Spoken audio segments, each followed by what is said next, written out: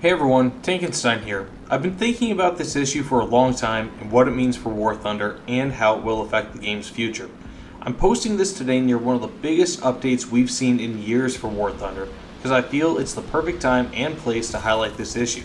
That issue is simply what I will call content versus substance. Simply put, while I am incredibly grateful for the content we see in War Thunder and the constant improvement in content that we've had, the foundational game has remained largely unchanged for the majority of the time that the game has been out. Of course, small improvements have been added here and there, such as map preference and World War mode, among other things, but again, the foundational game that the majority of people play is largely unchanged. Two major examples of what have been requested are new game modes and customizable loadout design.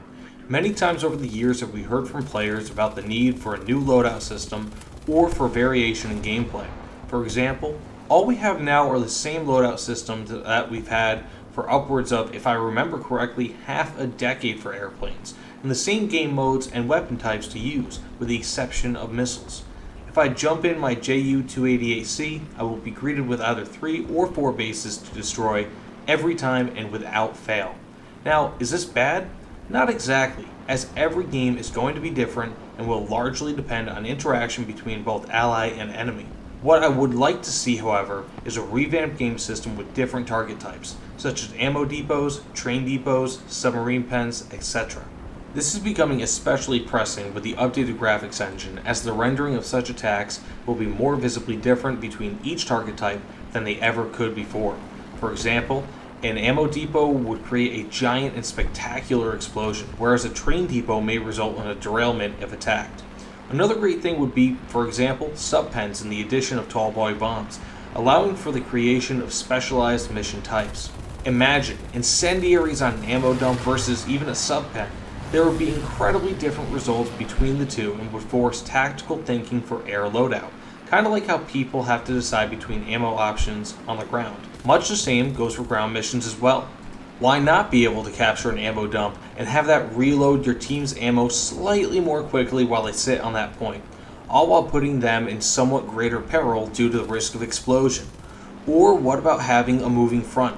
Have the map split at 50-50 to start the match and, instead of capturing control points, give everyone similar and or equal cover/concealment and have the front move based on vehicle movement and how many tickets are remaining.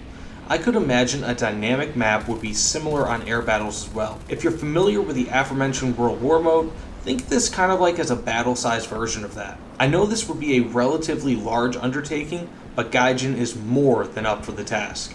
And, as mentioned before, I would absolutely love to see a new loadout system based on customization for aircraft and even to a point ground vehicles. So long as it is/was possible in real life, why not allow a premium Vautour to have both AA missiles and bombs in the same loadout, but customized to how the player wants it? Much the same goes for the F-4 Phantom, A-4D Skyhawk, most MiGs, and many other planes. This also applies to ground vehicles. I felt that Gaijin took a great step in the right direction when adding Ostketten as a module for many World War II German tanks, but it was simply just a module, and not a loadout selection. I think that for tanks, we should see more in the line of field mods that were historically added to tanks, or as Ostketten was implemented, have these improvements simply just be added as unique modules on a country-to-country or tank-by-tank basis, according to what was historically accurate. For example, maybe Russians get log armor, and the Americans can have more tanks with additional tank tread armor, as is already in-game.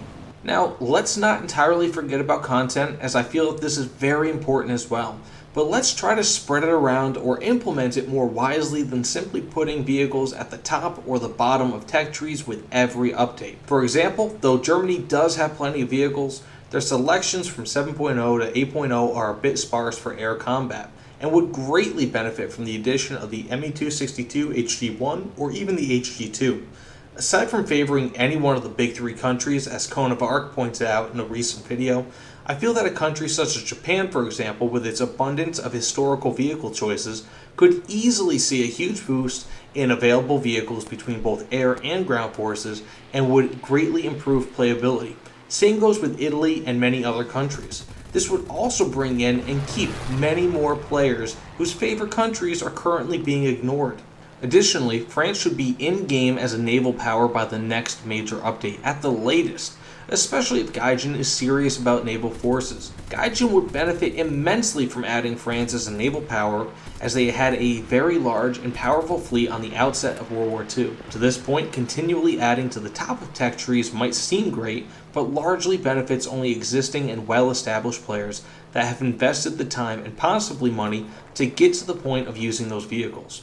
I get it. It also acts a way to keep people playing, because who doesn't want to ride around in their favorite MBT? I remember when the Mouse was my Halo vehicle and I unlocked it while it was still the top tank in the tech tree.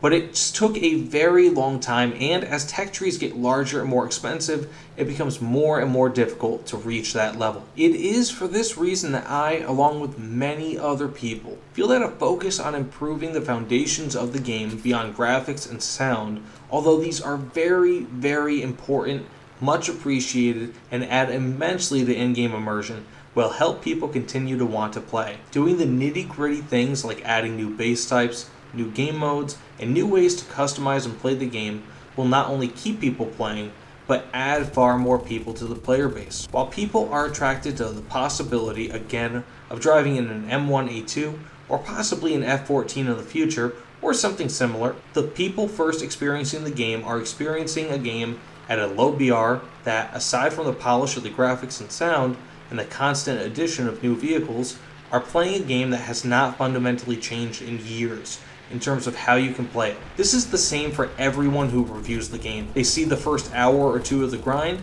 and it's the first hour or two of the grind that they would have had 3 or 4 years ago. Of course, one could easily argue that Naval has changed the game, or that MBTs have changed the game, or supersonic jets have changed the game, but these are more building blocks using the same principles of which have been already laid out years upon years ago. No one is looking to change those principles at Gaijin, they're just adding on to them. Maybe Gaijin just makes more money that way, and from a financial standpoint, it makes total sense. But I don't feel that they would be at a financial loss by improving the game via the methods I laid out earlier in this video, especially if they do it right. These are changes and improvements that many people have wanted for years now, and would only serve to bring more people in and keep more people playing, especially as this game is stagnating. In summation, I am not asking for new things, such as maps or vehicles, to stop being made, but rather to improve upon and create more tools for those things to use. For the next major update, I feel that the War Thunder community would greatly appreciate foundational improvements, and while the graphics, sound, and the content are all amazing, maybe don't make a map for the next patch, and instead focus on new or variable game modes, new bomb types, new loadout, module options, and more. It would really keep a lot of people playing and would impress a lot of people a heck of a lot.